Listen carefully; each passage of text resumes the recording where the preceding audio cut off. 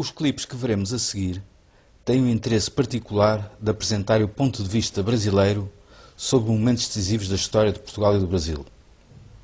Estes vídeos foram exibidos nas televisões de ambos os países por ocasião das comemorações que, em 2008, assinalaram os 200 anos da chegada da família real ao Brasil. Entre outros aspectos, vale a pena atentar no que se diz a propósito da influência de Napoleão na Europa do tempo e o bloqueio continental, da invasão do território português pelos exércitos franceses, das circunstâncias da fuga da família real para o Brasil e ainda da importância da presença da corte portuguesa no Rio de Janeiro para a unidade e independência do Brasil. Há exatamente 200 anos, a família real portuguesa e mais 15 mil pessoas fugiam de Portugal em 50 navios com destino ao Brasil. Começava um evento histórico de enormes consequências, não só para a colônia, o Brasil, mas também para a metrópole portuguesa. A reportagem é de Sandra Moreira. Até chegar a 27 de novembro de 1807, data da partida para o Brasil, o reino dos Bragança viveu sob grandes ameaças, tanto internas quanto externas. Dom João era casado com a infanta espanhola Carlota Joaquina. Como dizem em Portugal, da Espanha não vem bom vento nem bom casamento. Carlota queria o poder. Da França vinha a maior ameaça, Napoleão Bonaparte, suas tropas e as ideias revolucionárias, Constituição, Parlamento, República. O bloqueio econômico que Napoleão decretou em 1806 contra seu maior inimigo, a Inglaterra, agravou o problema.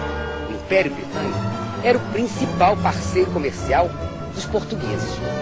Portugal estava numa ciúme. Dom João negociou, tentou ganhar tempo. Chegou a pagar uma fortuna para que Bonaparte não entrasse em Portugal.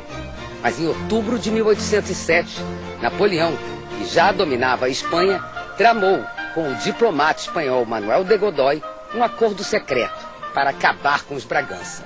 Pelo Tratado de Fontainebleau, assinado com a Espanha, Napoleão destacaria 25 mil homens da infantaria e 3 mil da cavalaria para marchar diretamente para Lisboa.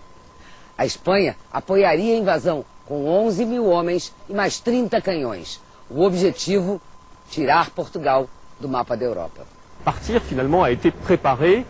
O historiador francês Jacques Olivier Boudon diz que a partir desse momento, Portugal não tinha outra escolha, senão partir. Eles poderiam ir para as ilhas dos Açores ou Madeira, mas preferem o Brasil, que tinha importância maior. Era a potência econômica de Portugal. Além disso, Napoleão tinha planos de criar também um império na América. Era preciso ir para o Brasil. A marcha das tropas de Bonaparte para Portugal foi feita nos moldes que tornaram Napoleão um exemplo de estrategista de guerra. Os soldados carregavam o mínimo possível. Já Carnier, historiador e especialista na estratégia militar de Napoleão, conta que havia tropas capazes de avançar 120 quilômetros em 2 ou 3 dias, que quase não levavam carga. Para invadir Portugal, ele diz, Napoleão mandou o general Junot, que havia sido embaixador no país e conhecia suas riquezas. O objetivo era prender Dom João e capturar a frota portuguesa, que era pequena, mas excelente, e estava carregada de tesouros.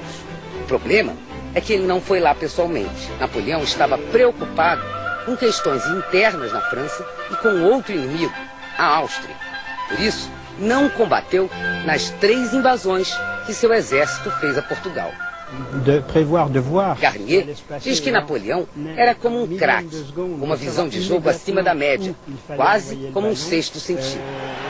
O campo de batalha era como um Zinedine Zidane em jogo. Só que sem Napoleão em campo, uma batalha era como o jogo da seleção da França sem Zidane. O destino foi outro. As tropas do general Junot se atrasavam com a lama, a chuva e a falta de alimentos nas terras íngremes do norte de Portugal. Enquanto isso, a partida da frota com a corte portuguesa já estava adiantada. Aliás, estava sendo preparado em segredo há quase um ano. Cerca de um ano, talvez, que se começou a pensar nestes preparativos, porque apesar... Essa fuga acelerada nunca existiu. Essa fuga acelerada não pode ter existido, porque, repare, a esquadra levava, entre várias coisas, 9 carruagens. Ora, uma carruagem ou 9 carruagens não se metem dentro de um navio da época em 24 horas. É preciso preparar o navio para receber as carruagens.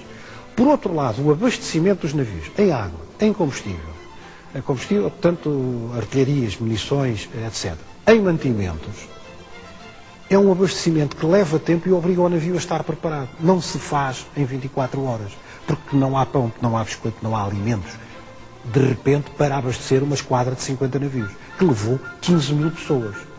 Quando chegaram a Lisboa, famintos e esfarrapados, os franceses ficaram literalmente a ver os navios partirem com prataria, ouro, joias, documentos, metade da moeda circulante no país, além de toda a corte e da administração do governo.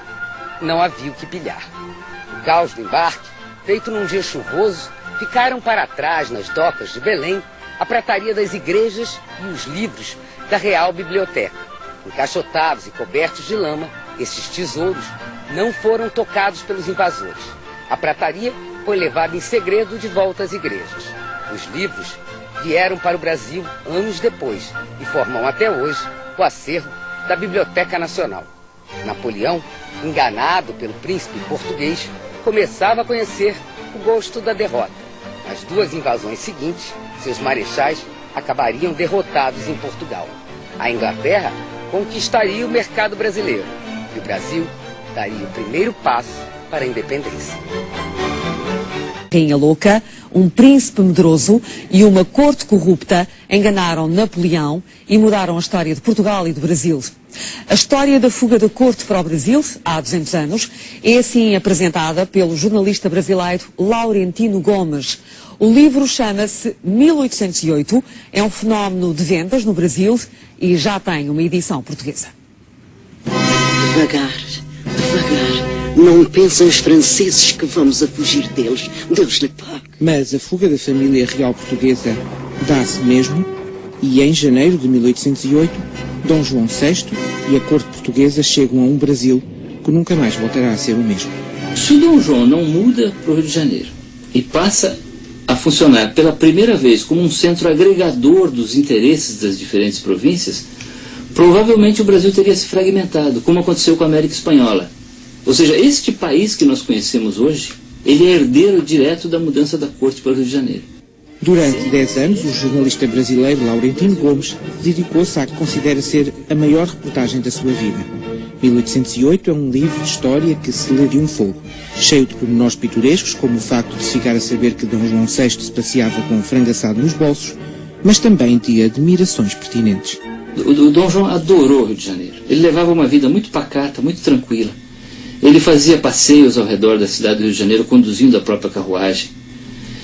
Parava para conversar com as pessoas. Ele era um rei muito popular no Rio de Janeiro.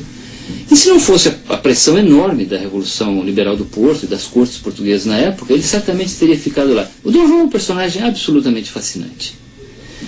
Ele era um príncipe muito solitário, deprimido, tinha crises frequentes de depressão. Era muito inseguro, ele não tinha sido preparado para governar. Ele assumiu o poder em circunstâncias muito improvisadas, porque o irmão mais velho, Dom José, morreu de varíola, e logo em seguida a mãe ensandeceu. E, no entanto, esse rei, que era considerado o mais fraco, o mais tímido, o mais inseguro da Europa, de Napoleão, foi o único que enfrentou Napoleão, enganou Napoleão, no bom sentido, preservou a independência de Portugal, preservou a monarquia, fez a independência do Brasil, ainda que involuntariamente. Eu não acredito que ele tivesse deliberadamente feito a independência, mas o fato é que ele construiu a independência do Brasil e morreu de velho em 1826, aos 59 anos. Um inesperado best-seller brasileiro, que já vendeu 300 mil exemplares, está disponível numa edição portuguesa dos livros de hoje, uma das chancelas das publicações Dom Quixote. As comemorações da chegada da corte ao Brasil são já na próxima semana, no Rio de Janeiro, onde vão estar Cavaco Silva e Lula da Silva. O telejornal fica por aqui. Boa noite, bom fim de semana.